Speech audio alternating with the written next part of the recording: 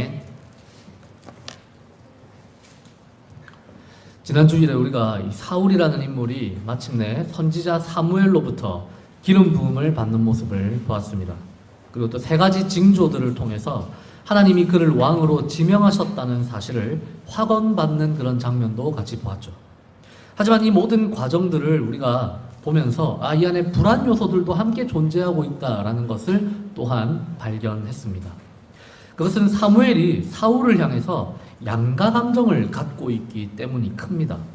하나님의 말씀에 따라서 그를 왕으로 세워야 한다는 이런 선지자적인 의무감도 사무엘이 갖고 있었지만 왕을 세워서는 안 된다는 마음, 그냥 우리는 계속 사사제도를 유지해야 한다는, 특별히 자기 아들들을, 자기 두 아들들을 그 사사직분에 세워놓고 싶어하는 그런 인간적 욕망이 사무엘의 마음속에 함께 존재했던 것이죠.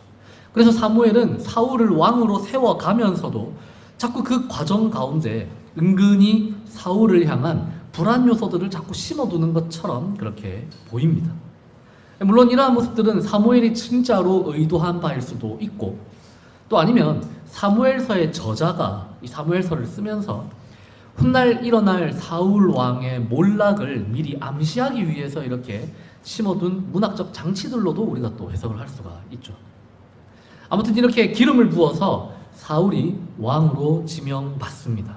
하지만 그것이 우리가 지난주에 살펴본 대로 공개 석상이 아니라 저기 성읍 끝에 구석에 가서 사환조차도 따돌리고 딱 둘만 남았을 때 아주 은밀하게, 그것도 뿔이 아니라 기름 병에 담아서 이렇게 했다라는 점을 통해서 우리가 이 사울을 기름 붓는 이 장면도 참 불완전하다라는 그런 생각을 갖게 되죠. 뿐만 아니라 사울에게 나타날 거라고 예언된 세 가지 징조들도 우리가 지난주에 살펴본 대로 다 이 긍정적으로도 볼 수 있지만 동시에 부정적으로도 볼 수 있는 그런 요소들이 존재했습니다. 그래서 그런지 이 사무엘도 양가 감정을 가지고 있는 것처럼 보이지만 마찬가지로 사울 또한 이 마음이 아주 복잡해 보이는 그런 모습을 우리에게 보여줍니다. 그래서 그는 세 가지 징조를 다 경험을 했음에도 불구하고, 특별히 세 번째 징조에서는 선지자들과 더불어서 방언을 하고 하나님 앞에 가장 강렬한 그런 영적인 징조까지도 받았음에도 불구하고 사무엘의 지시를 지키지를 않아요. 사무엘이 기브아에 있는 블레셋의 전진기지를 공격하라라고 명령을 했음에도 불구하고 그것을 이행하지 않고 마치 아무 일도 없었던 것처럼 자신의 숙부에게도 무슨 일이 있었는지 알려주지 않고 그냥 기브아로 가서 조용히 지내면서 살아갑니다. 여기서부터 사실 사울의 왕위가 이제 삐걱거리기 시작했다는 것을 우리가 알 수가 있죠. 우리가 지난 시간에 이 고대 근동 세계에서 왕이 세워지는 과정이 이 어떤 하나의 공식적인 그런 공식을 가지고 있다는 이야기를 했었습니다. 그것은 지명, 그 다음에 증명, 그리고 확증이라고 하는 요 3단계다라고 이야기를 해드렸죠. 먼저 하나님 혹은 다른 신들이 누군가를 왕으로 지명하는 절차가 발생을 합니다. 그러면 선지자 역할을 하는 사람은 그 사실을 이제 공표하거나 알리죠. 그러면 왕으로 지명을 받은 사람은 자기가 정말 왕의 자격을 갖추고 있는지를 어떤 특별한 임무를 수행함으로 인해서 그것을 스스로 증명을 해내야 됩니다.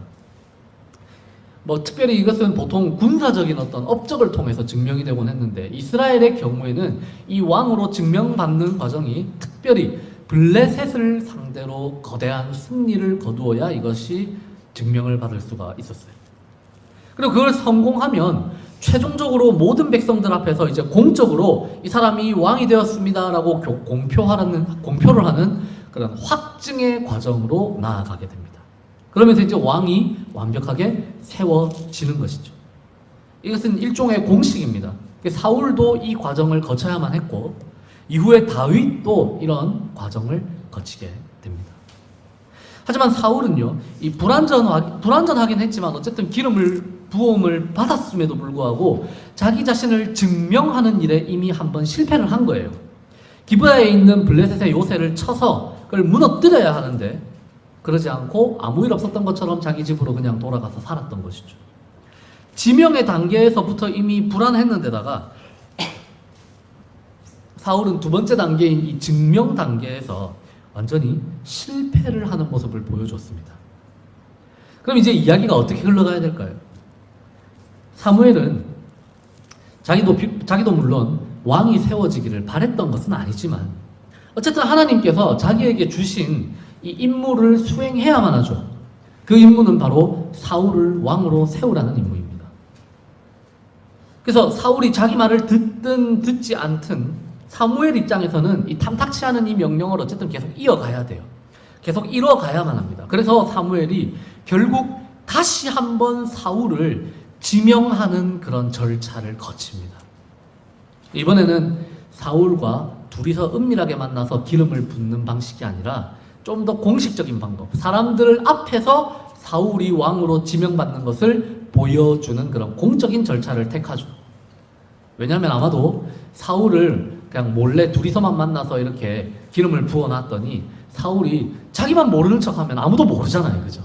그리고 실제로 그 일이 일어났기 때문에 아마도 사무엘은 이제는 이거 둘만 만나서 이렇게 기름을 부으면 안 되겠고 이 말을 안 듣는 요 녀석을 공식적으로 사람들 앞에서 왕으로 지명을 해야만 이 녀석이 말을 듣겠다라고 생각했을 가능성이 높죠. 그래서 사무엘은 먼저 미스바로 백성들을 다 불러 모읍니다.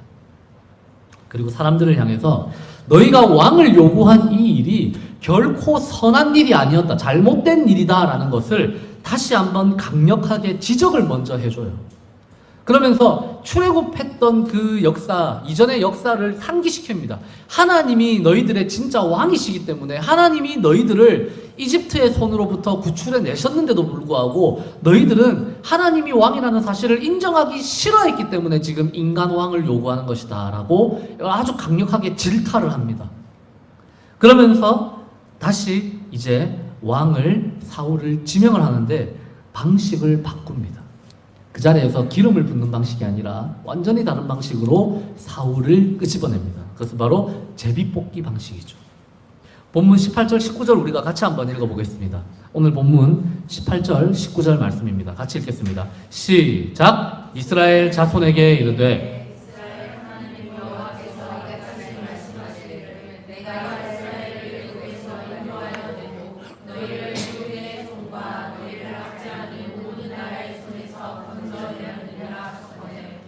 너희는 너희를 모든 재난과 고통 중에서 친히 구원하여 내신 너희의 하나님을 오늘 버리고 이르기를 우리 위에 왕을 세우라 하는도다. 그런즉 이제 너희의 지파대로 1000명씩 여호와 앞에 나아오라 하고. 사무엘이 이제 이스라엘 백성들을 모아놓고 그 자리에서 뽑는 방식으로 먼저는 베냐민 지파를 뽑아내고 베냐민 지파 안에서는 마드리 혈족을 뽑아내고 그 안에서는 기스의 가문, 특별히 기스의 아들 사울을 뽑아냅니다. 이거는 일종의 초자연적인 방식과도 비슷하죠. 우리가 랜덤으로 우리 지난번에도 사다리 타기 이런 거 자주 했었잖아요, 그죠? 누가 걸릴지 모르기 때문에 이것은 우리가 쉽게 반박할 수가 없어요. 왜냐하면 사다리를 조작할 수는 없기 때문이죠, 저희가. 그죠? 그래서 걸리면 걸리는 대로 이거는 그냥 하나님의 뜻인가 보다 하고 순종할 수밖에 없는 초자연적인 그런 일종의 방식이 된 거죠. 그런데요, 이런 초자연적인 방식으로 지금 사울이 뽑혔다라는 사실은 진짜 이 사람이 하나님께서 지명하신 왕이다라는 사실을 1차적으로 보여줍니다.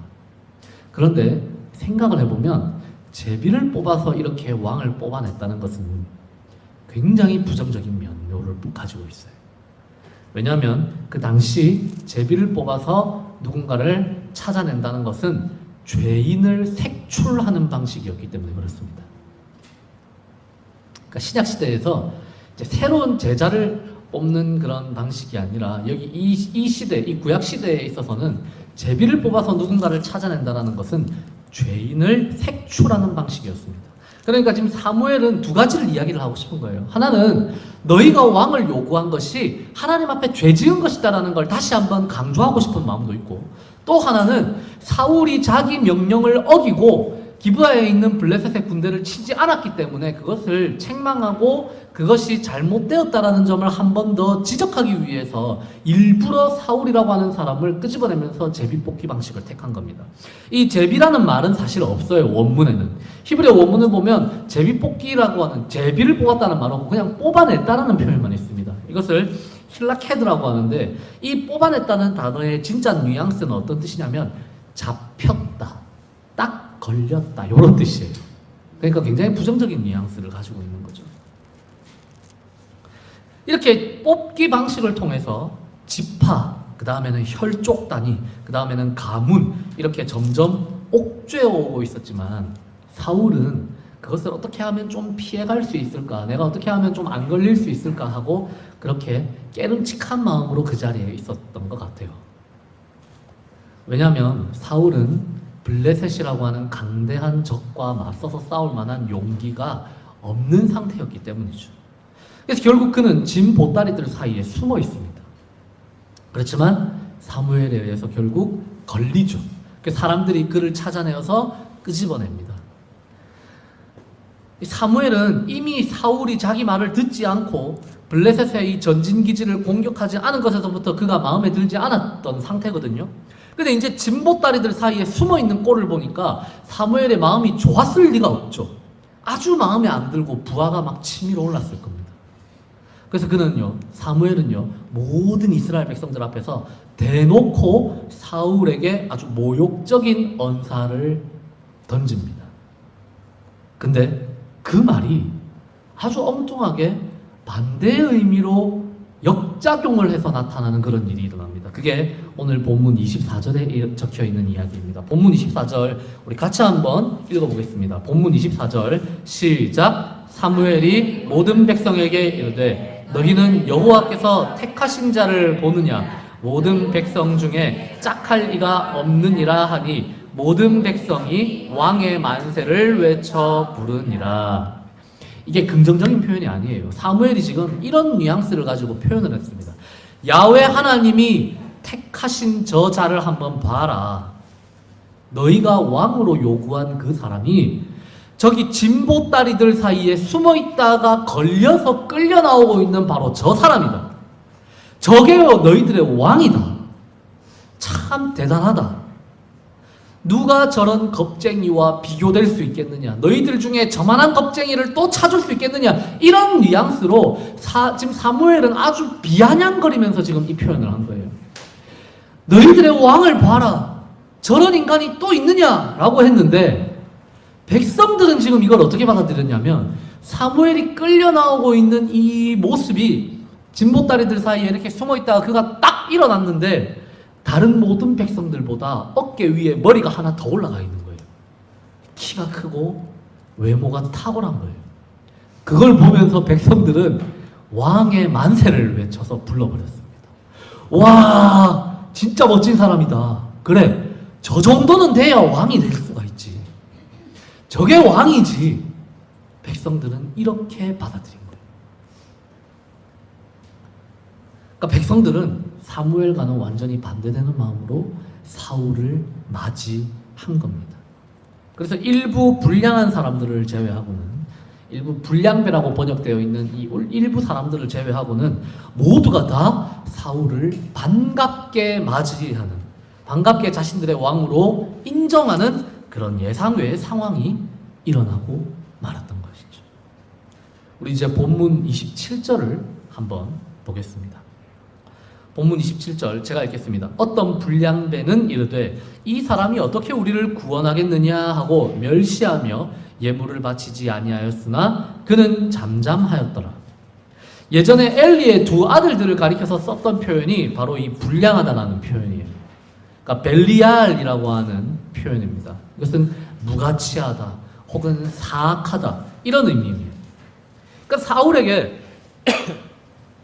동의하는 사람들도 있었고 동의하지 않는 사람들도 그 자리에 같이 나타나요.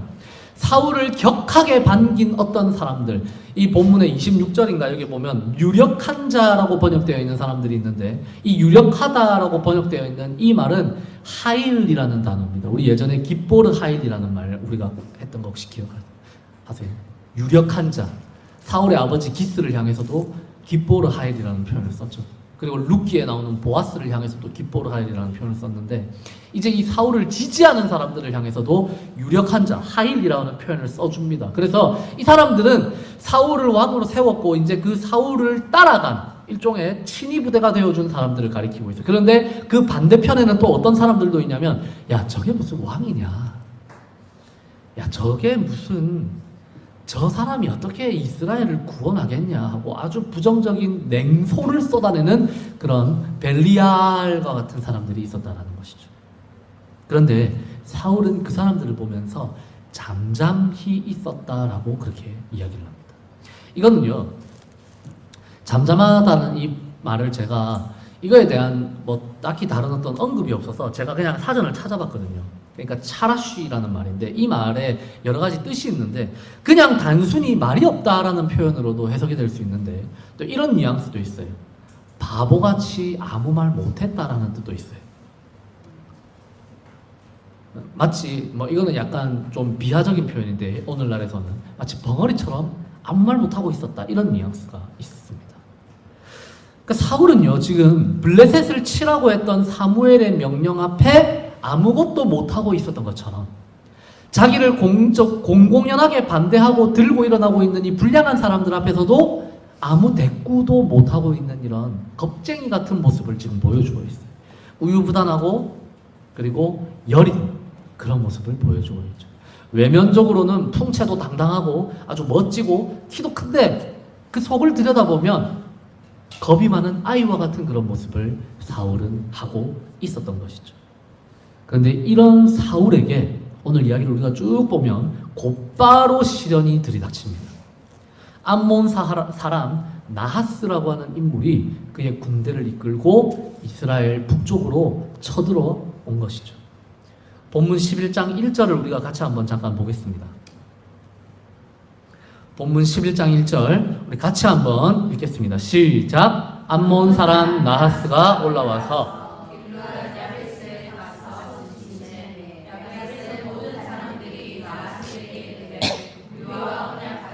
그리하면 우리가 너를 섬기리라 하니. 우리가 가지고 있는 이 성경책은요, 구약의 경우에는 히브리어 텍스트, 마소라 텍스트라고 불리는데, 히브리어 텍스트를 거의 중점적으로 해서 번역이 된 역본이고, 이제 신약의 경우에는 이제 헬라어로 기록이 된 역본을 이제 번역을 한 거죠. 근데 이 우리가 가지고 있는 이 역본에는 그냥 이렇게만 딱 기록이 되어 있어요. 나하스가 쳐들어왔다는 기록만 남아 있습니다. 그런데 그 수십 년 전에 이스라엘에 가면 사해라고 불리는 곳이 있어요. 사해. 그러니까 소금 바다거든요. 사람이 막 물 위에 둥둥 떠다니고 하는 그런 바다인데, 이 사해 근방에 있는 여러 동굴들에서 발견된 구약 성서 사본들이 엄청 많이 있습니다. 그래서 이걸 사해 문서라고도 부르고 사해 사본이라고도 부르거든요. 여기에도 이 사무엘서가 있는데, 그 사해 지방에서 발견된 사무엘서에 보면 이야기가 조금 더 기록이 되어 있어요. 무슨 이야기가 기록이 되어 있냐면, 나하스가 왜 이때 길르앗 야베스에 쳐들어왔는지에 대한 이유가 기록이 되어 있습니다. 그 이유를 보면 이런 이야기가 있습니다. 블레셋이 왜 문제가 됐냐면, 팔레스타인 지도가 딱 있으면, 그 지도 뒤에 제가 하나 넣어놨죠. 지도가 이렇게 있으면 블레셋은 보시는 것처럼 서부 해안지대를 차지하고 있어요. 그래서 단 지파가 블레셋하고 싸우다가 결국 밀려가지고 거의 이제 패망의 길로 가게 되죠. 그 이야기가 삼손 이야기라고 제가 지난번에 말씀드렸죠. 그래서 단 지파가 어디까지 올라갔냐면 저 이스라엘 최북단까지 올라갑니다. 그래서 블레셋은 저 서부 해안지대의 도로를 장악을 해요. 서부 해안도로를 블레셋이 독점을 하고 저기서 발생하는 모든 무역들을 다 블레셋이 처음에는 독점을 합니다. 그리고 동쪽에 보면 암몬이 있죠. 동쪽에 보면 이스라엘 지방, 저 팔레스타인이라고 불리는 저 지방의 내륙 지방을 관통하는 또 하나의 중요한 도로가 또 있어요. 그걸 뭐라고 불렀냐면 킹스 로드라고 불렀습니다. 왕의 도로라고 불렀던 도로예요. 옛날에는 왕이 저 길을 통해서 저 팔레스타인 지역을 통과했다라는 의미로 그렇게 불렀습니다. 근데 저 지역은 저 시대 당시에, 저 사사시대 후반과 이제 사무엘서가 기록되어 있는 저 시대 당시에 암몬 사람들이 독점하고 있는 지방이었어요. 그래서 암몬 사람들이 뭘 했냐면 저 지역에 이제 무역상들이 왔다 갔다 할 거 아닙니까? 그죠? 메소포타미아 지방이랑 저 팔레스타인 지방이랑 저 밑에 이집트 지방을 왔다 갔다 하면서 무역을 많이 했겠죠. 그 무역상들을 암몬 사람들이 보호를 해주면서 일종의 보호세를 받았어요. 그걸로 이제 자기들은 먹고 살았던 거죠. 그런데 보면 위치가 길르앗 야베스가 암몬하고 붙어 있어요. 길르앗 지파 땅이. 길르앗 야베스에 있는 사람들이 암몬 사람들의 땅을 왔다리 갔다리 하면서 그 대상들, 그 무역상들을 자꾸 약탈을 하는 거예요. 그러니까 암몬 입장에서는 열이 받을까요? 안 받을까요? 열이 많이 받겠죠. 왜냐하면 자기들이 보호해주는 대가로 보호세를 받고 있는데 그걸 자꾸 자기들의 비즈니스를 자꾸 방해하는 거잖아요. 그러니까 이스라엘 사람들은 저 시대만 해도 사사시대 말기만 해도 자기들끼리도 치고받고 싸우고 죽이는데 별로 거리낌이 없었던 아주 비윤리적인 상황이었어요. 그러니까 암몬 사람들을 자꾸 쳐들어가고 약탈을 하고 하는 건 아무것도 아니었던 거죠. 그러니까 암몬 사람 나하스가 쳐들어와서 희한한 일들을 벌입니다. 길르앗 야베스가 암몬이 쳐들어오니까 감당이 안 돼서 언약을 맺어주십시오라고 이제 자기들이 바짝 엎드리거든요. 그러니까 암몬 사람 나하스가 뭐라고 이야기를 합니까? 그래 알겠다. 그러면 너희들 앞으로 매년 이거 바치고 저거 바치고 해라 하고 돌아갈 수도 있잖아요. 보통은 전쟁이 그런 식으로 이루어지거든요. 근데 암몬 사람 나하스가 요구한 게 아주 독특해요. 너희들의 오른쪽 눈을 다 빼가겠다라고 이야기를 해요. 그죠? 오른쪽 눈만 빼가면 일상생활은 할 수 있습니다. 대신에 뭘 못할까요? 거리 감각을 잃어요. 그래서 슬램덩크를 보신 분들은 알겠지만 서태웅이 대단한 이유는 한쪽 눈이 다친 상황에서 자유투를 넣었기 때문이죠. 본 사람들만 이해할 수 있는 그 여해화죠. 그죠? 그래서 이 길르앗 사람들의 눈을 다 뽑아버리겠다라고 한 이유는 길르앗 사람들이 활도 쏘지 못하고 물맷돌도 던지지 못하게 만들려고 이렇게 한 거예요. 근데 거기서 더 나아가서 내가 온 이스라엘을 다 이렇게 만들어버리겠다라고 암몬 사람 나하스가 공표를 해버립니다. 그러니까 이제 길르앗 야베스 사람들 입장에서는 큰일 난 거죠. 눈알이 뽑히면 자기들은 이제 지금까지 해왔던 그런 약탈 사업을 못하게 된 거예요. 그래서 이 사람들이 사실은 좀 웃기죠. 이 사람들이 무슨 언어를 썼습니까? 언약을 맺자고 이 언어를 썼잖아요. 이 언약이라는 말은 함부로 쓰면 안 되는 말이거든요. 이스라엘 입장에서는. 왜냐하면 이스라엘이 언약을 맺어야 되는 주체는 누구밖에 없습니까? 하나님밖에 없거든요. 그런데 지금 이방 군대를 향해서 와 우리랑 언약을 맺어주십시오. 우리가 시키는 대로 하겠습니다. 이렇게 한 거예요. 그러니까 그 결과가 뭐로 돌아옵니까? 내가 너희들을 모욕하리라 이렇게 딱 이야기를 한 겁니다. 우리가 하나님과 언약을 맺으면 하나님은 그를 보호하시지만 우리가 하나님 이외에 다른 것들과 언약을 맺으려고 하면 우리 인생에 언약을 맺으려고 하면 우리가 결국은 맞이하게 되는 결말은 우리의 인생이 치욕을 당하는 결말밖에 없어요. 근데 길르앗 야베스 사람들은 그 길을 택하려고 했던 거죠. 그런데 암몬 사람 나하스가 오른쪽 눈을 내놔라 이러니까 이거 아닌데? 한 거예요. 그러면서 부탁을 합니다. 우리가 그러면 7일 동안만 SOS를 좀 칠 수 있게 조금 배려만 좀 해주십시오. 그 7일 사이에 구원군이 오지 않으면 당신이 시킨 대로 다 하겠습니다. 이렇게 이야기를 해요. 근데 나하스가 뭐라고 하냐면 오케이라고 합니다. 그게 아니라 뭐 말도 안 되는 소리 하고 있어. 지금 당장 너희들의 오른쪽 눈을 다 빼가겠다. 이렇게 한 게 아니라 한번 해봐. 이렇게 이야기를 한 거죠. 왜 이런 여유를 부릴 수가 있었을까요?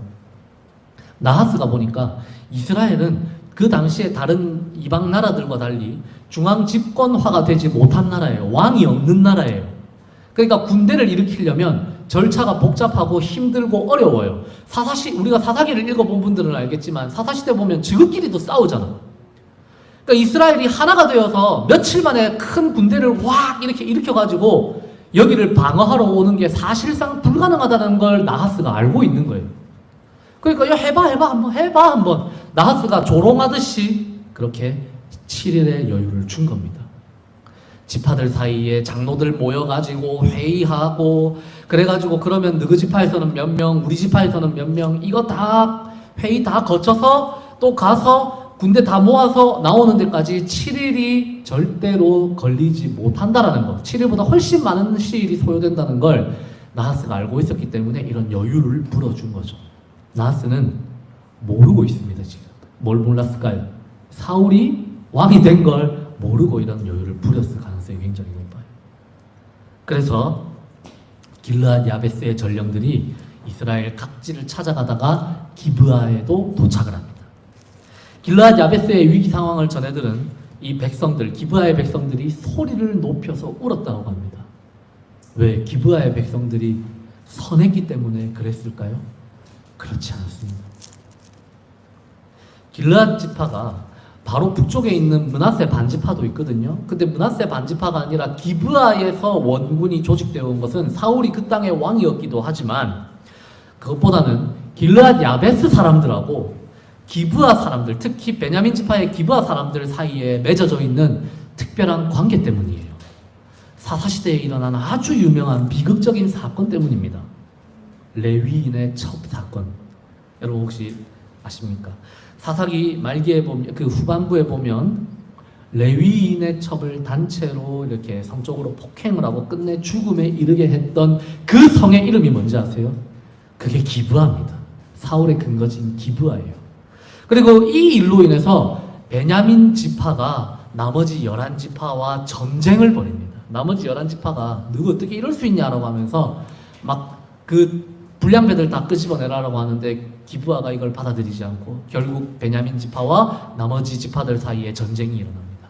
그래서 베냐민 지파가 다 죽을 뻔해요, 진짜. 다 죽을 뻔하는데 다 죽이려고 하다가 생각을 해보니까 이스라엘 사람들 생각해보니까 우리가 그래도 명색이 12지파 연맹체인데 이렇게 하면 안 되겠구나. 얘들을 그래도 어쨌든 명맥은 살려놔야 된다라고 뒤늦게 깨달은 거예요. 뒤늦게 후회한 거예요.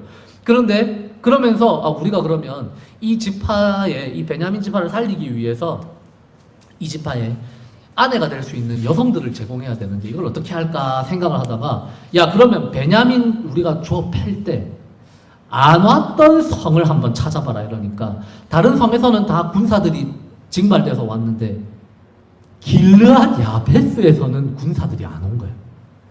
그래서 이번에는 또 길르앗 야베스를 주어 팹니다. 희한한 나라죠. 이렇게 가르쳐보면 이 사사시대는 정말 희한한 시대예요. 그래서 길르앗 야베스를 또 거의 다 죽여버립니다. 그러면서 그 땅에서 400명의 처녀들을 빼와가지고 베냐민 지파 사람들에게 줘서 서로 아내로 삼게 해요. 그러면서 베냐민 지파가 겨우 명맥을 유지하게 만들어주죠. 그러니까 이게요, 길르앗 야베스하고 기브아는 서로 혈맹으로 맺어져 있는 관계입니다, 사실. 서로가 서로에게 피로 맺어져 있는 관계예요.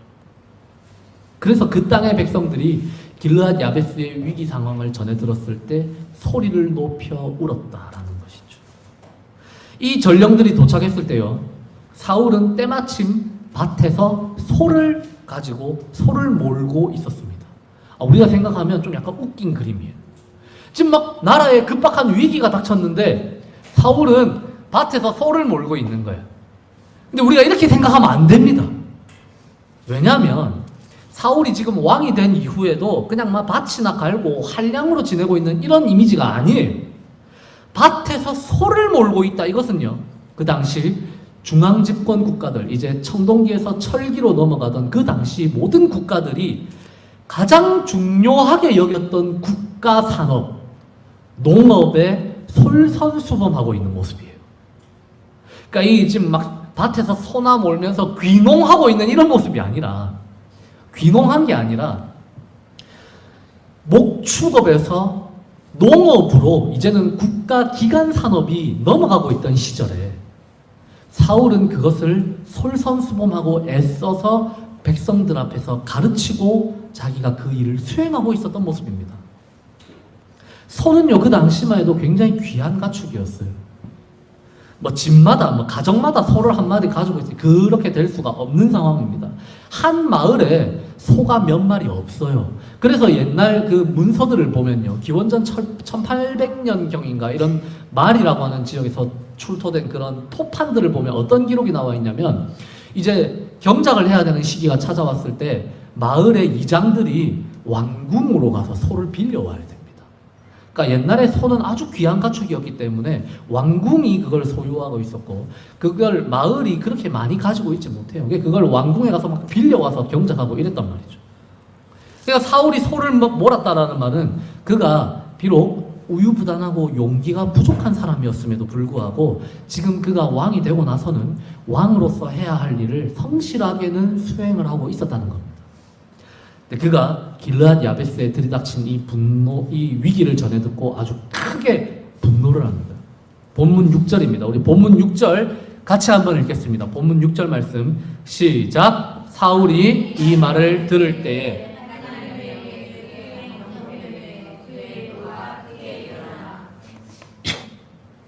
그냥 열받은 게 아니라 하나님의 영에게 사로잡혀서 성질이 났습니다. 겁이 많은 사울을 하나님의 성령이 그를 딱 붙잡으니까 그가 완전히 새로운 사람처럼, 다른 사람처럼 변해서 행동을 하죠. 7절을 보시면요, 그가 전령들과 사람들 앞에서 자신이 몰고 있었던 이 소들, 이 한결이, 즉 2마리의 소를요 즉각 잡아 죽여버려요. 그래서 그걸 각을 다 뜹니다.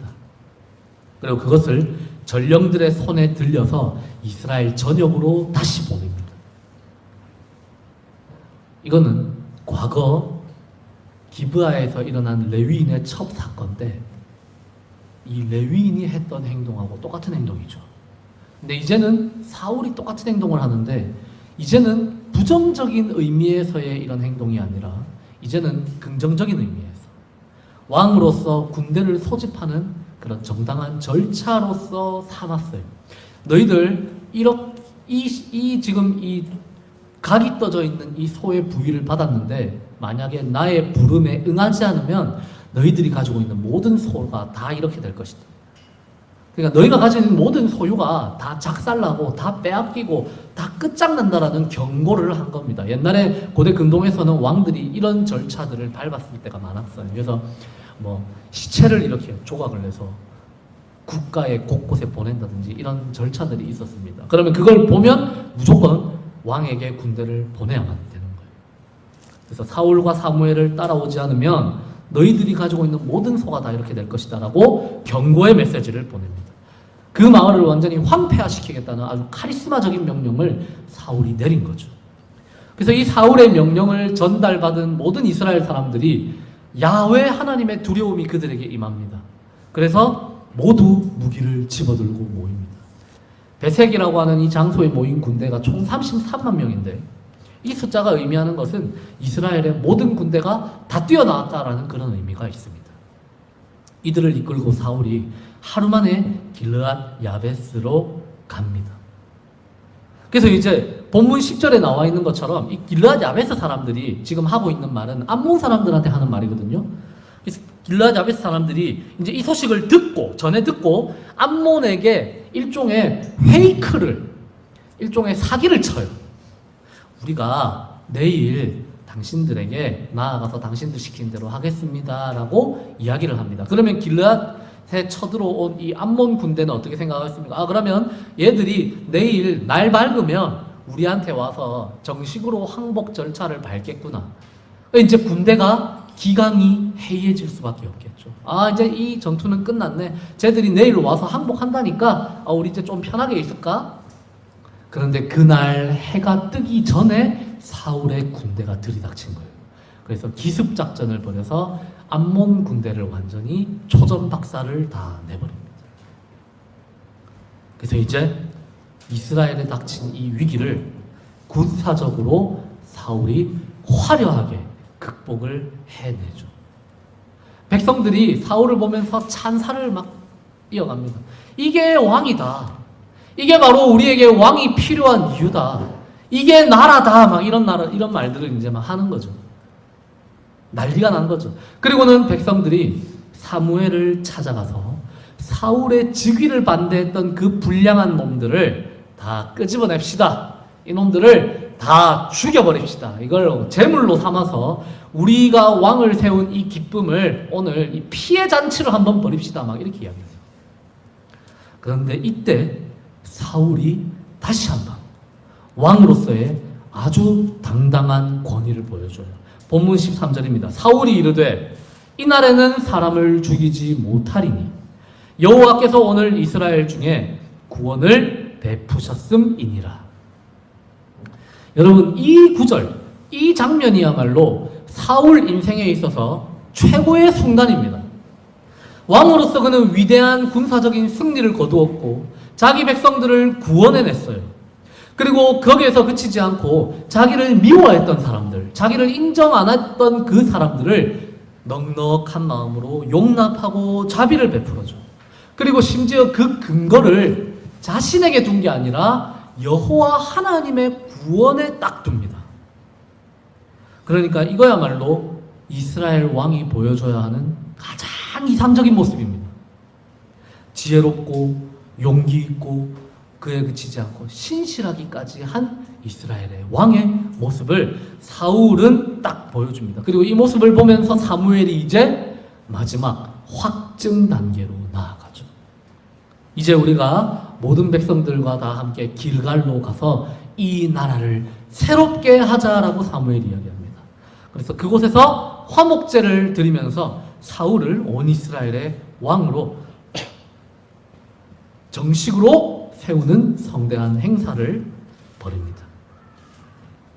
근데 우리가 이 본문을 조금만 더 자세히 살펴보면 아주 흥미로운 지점들이 있습니다.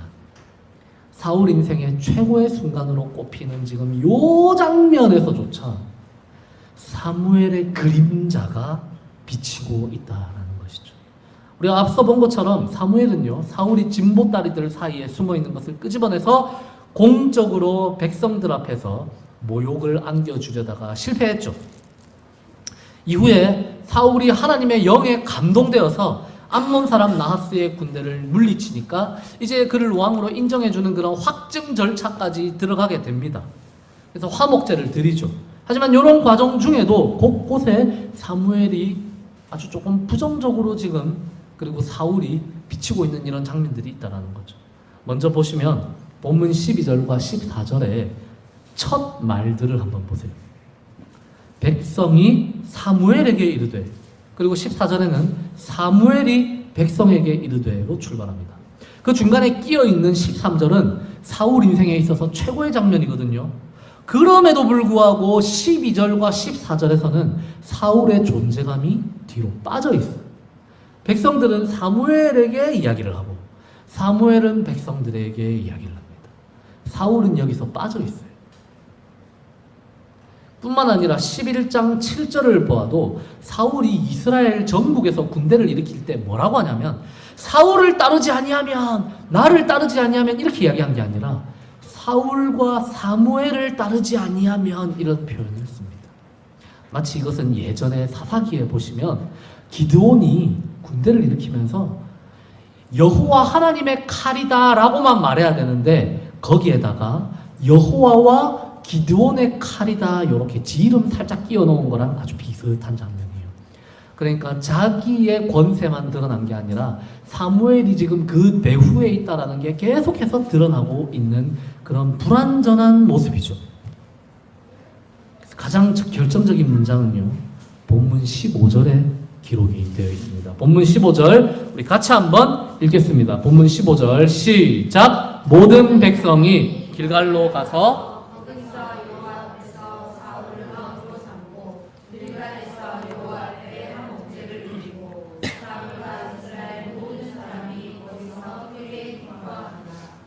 자, 보시면 12절과 14절은 사울을 싹 빼놨죠. 그죠? 그래서 사울의 이름이 없고 사무엘과 백성들만 언급이 되어 있습니다. 그런데 15절에 보면 모두가 다 함께 길갈로 가서 야훼 하나님 앞에서 사울을 왕으로 삼고 길갈에서 야훼 하나님 앞에 화목제를 드리고 사울과 이스라엘 모든 사람이 거기서 크게 기뻐하니라 이렇게 되어 있어요. 사무엘의 이름이 여기서는 또 빠져버립니다. 사무엘이 이때는 주체가 되어서 왕을 확증하는 절차를 이행하는 가장 주체적인 지금 장면이 되어야 되는데 사무엘의 이름은 언급이 또 안 되어 있어요. 그 말은 사무엘이 끝내 사울이 왕이 된 것을 기뻐하지 못했다라는 것을 아주 강하게 암시하고 있는 장면입니다. 그리고 이러한 점은요, 바로 다음 본문에 이어져요. 우리가 다음 주에 살펴볼 12장, 사무엘상 12장에 사무엘의 이제 고별 설교에 보면 사무엘이 아주 마음이 불편하시다라는 것이 아주 가감없이 드러납니다. 원래 그렇잖아요. 원래 목사님들도 은퇴 설교를 잘 살펴봐야 돼. 은퇴 설교에 보면 지가 제일 하고 싶었던 말들을 거기 다 담아놓거든요. 그래서 혹시나 나중에 제가 은퇴 설교를 할 때가 되면 그냥 설교를 시키지 마. 설교 시키는 척 해놓고 주보에 실어놓고 그 중간에는 그냥 다른 사람 세워주시기를 바랍니다. 왜냐면 덕이 안 될 것 같아서. 네.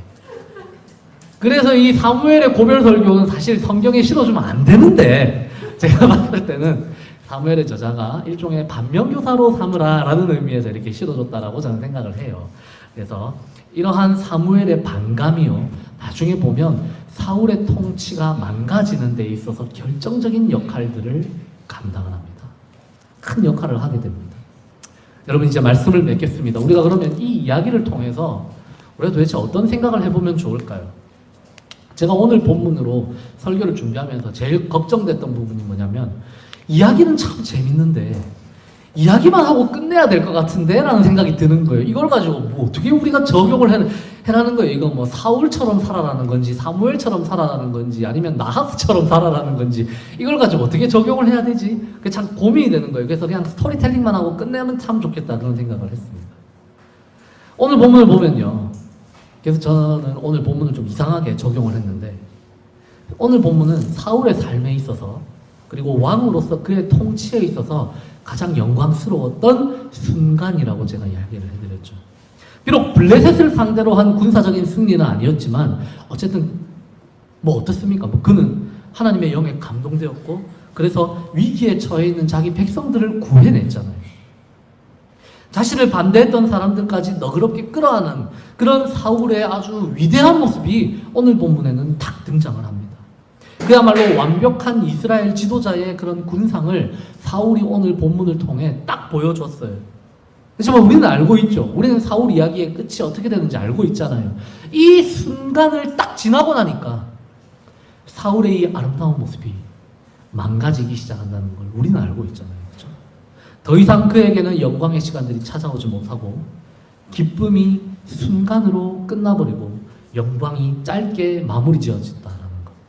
그래서 사울의 삶 전체를 우리가 돌아보면 우리는 아쉽게도 그가 실패한 왕으로 자기 삶을 끝내고 있다는 걸 알고 있죠. 여러분, 사울의 삶에 있어서 이 찰나에 불과했던 이 위대함이, 순간이었던 이 대단함이 영원히 이어지지 못한 이유가 뭐가 있을까요? 여러 가지 원인들이 있다고 저는 생각을 합니다. 먼저는 사무엘의 비협조적인 태도와 사무엘의 가스라이팅도 있었고요. 사울 자신의 부족함과 연약함도 거기에 있습니다. 초심을 지키지 못하고 결국은 왕이라고 하는 이 자리가 주는 어떤 인간적인 영광에 그가 취해버려서 사울은 망가져버리고 말았어요. 그래서 그 지위에 집착하기 시작한 나머지 원래는 그에게 있어서 가장 좋은 조력자가 되어줄 수도 있었던 다윗을 자신의 적으로 돌려버리는 치명적인 실수를 범하고 말죠. 그래서 그의 삶은 결국 아들과 함께 최후를 맞이하는 아주 비참한 죽음으로 끝나버리고 맙니다. 여러분, 생각해보면 우리네 삶에도 영광의 순간들이 있어요. 뭐 아직 내 영광의 순간은 아직 다가오지 않았습니다 이렇게 고백하는 사람들도 있을 수 있겠죠. 그렇지만 우리 중에 많은 사람들은 그때 참 내 인생이 아름다웠는데, 그때 나는 참 화려한 인생을 살았는데, 그때 내가 참 하나님 앞에 정말 위대한 그런 신앙의 결단들을 내가 했는데 라고 생각하면서 우리가 살아갑니다. 하나님의 영이 우리를 강렬하게 사로잡았던 그런 순간들이 있잖아요. 우리가 생각을 해보면. 그래서 굉장히 내가 신앙적으로도 위대한 결심들을 했던 그런 순간들이 있어요. 누군가는 그런 우리의 성공을 못마땅하게 여기기도 하고 시기하고 질투하기도 했습니다. 누군가는 그런 우리의 영광으로 인해서 상처를 받기도 했고 손해를 보기도 했습니다. 그러나 그런 거에 상관없이 우리의 인생이 아주 대단했던 그런 시절들이 있다는 말이죠. 그 순간만큼은 내가 내 삶의 참된 주인공이었고 내가 이 세상에 가장 위대한 존재처럼 느껴졌던 그런 시절들이 있습니다. 그래서 어떻게 보면 우리는 그 찰나의 그 짧은 순간을 붙들고 그냥 남아있는 아주 평범한 일상들을 살아가는 그런 사람들일 수도 있어요. 대부분은 그런 삶을 우리가 살죠. 여러분 어디 뭐 밥집이나 술집이나 이런 데 가면 제일 많이 들려오는 이야기가 뭔지 아세요? 양 사이드에서 내가 옛날에는 하는 그런 이야기들. 내가 그때는 하는 일. 들을 때마다 이제 그런 생각이 들죠. 그럼 지금은 그 이야기 하면서 그냥 소주잔 기울이고 있는 그게 그 우리네 현실의 그런 모습이잖아요. 사울의 삶을 볼 때 안타까운 지점은요, 그의 성공과 영광이 너무 짧았다는 점입니다. 그래서 그를 보면서 우리는 반면교사로 삼을 수밖에 없어요. 우리가 처음 마음을 지켜내지 못하면 처음 우리가 하나님께 받았던 그 사명감이라든지 아니면 하나님이 우리의 마음에 주셨던 그런 감동이라든지 의로운 마음이라든지 선한 마음이라든지 이런 것들을 우리가 지켜내지를 못하면 우리가 누리는 영광은 정말로 짧은 그 찰나에 지나지 않습니다. 우리가 누리는 그 순간의 아름다움이 영원까지 이어지게 하기 위해서는 우리는 하나님 앞에 우리의 마음을 지켜내야만 하는 것이죠. 바라기는 사울이 누렸던 이 짧은 영광의 순간을 보면서 우리가 더 겸손한 시선으로 우리의 삶 전체를 길게 조망할 수 있는 그런 우리 광야교회와 우리가 교회 가족들이 되기를 소망합니다. 그냥 그 짧은 순간의 쾌락, 짧은 순간의 기쁨, 짧은 순간의 영광에 우리의 마음이 너무 빼앗기지 않으면 좋을 것 같아요.